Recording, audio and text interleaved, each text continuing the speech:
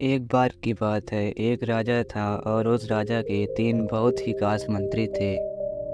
लेकिन कुछ दिनों से राजा के उन 3 मंत्रियों में से कोई एक मंत्री ऐसा था जो राजा के पैसों में गड़बड़ी कर रहा था और वह मंत्री अपने काम में भी आलस कर रहा था।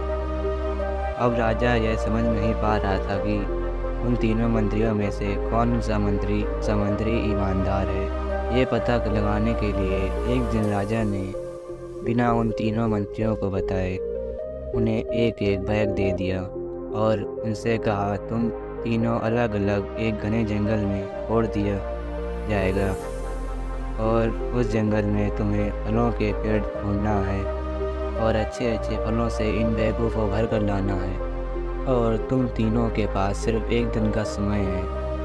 तो पहला मंत्री ईमानदार और मेहनती था, तो उसने राजा के लिए बहुत सारे अलग अलग फलों को भी अपने बैग में भर लिया। लेकिन उसे यह सब करने के लिए बहुत मेहनत करनी पड़ी।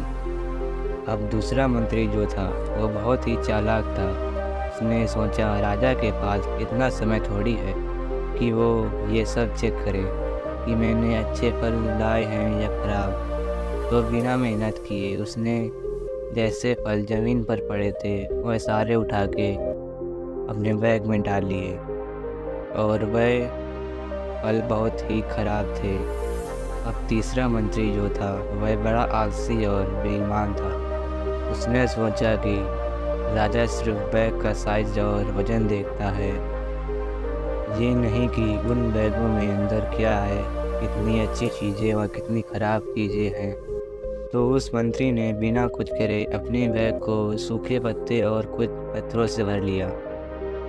अब वह तीनों भी मंत्री अपने अपने बैग के साथ राजा के महल में वापस आ गए।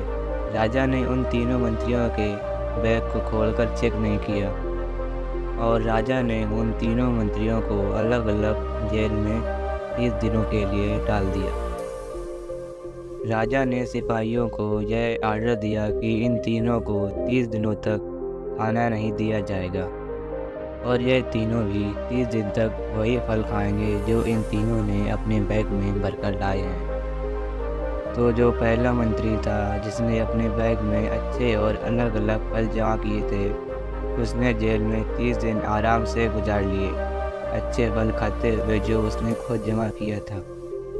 और जो दूसरा मंत्री था जिसने अपने बैग में ख़राब और बेकार फल भरे थे, उसे वही ख़राब और बेकार फल खाने पड़े।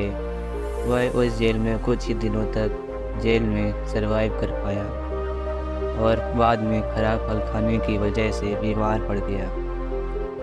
अब जो तीसरा मंत्री था जो बहुत ही आलसी और बेईमान था, जिसने अपने बैग में सूखे पत्ते और पत्थर भरे थे, वो मंत्री जेल में ही भूख के कारण मर गया क्योंकि उसके बैग में खाने के लिए कुछ नहीं था और तभी उसने अपने आलस और बेईमानी पर पछतावा हुआ।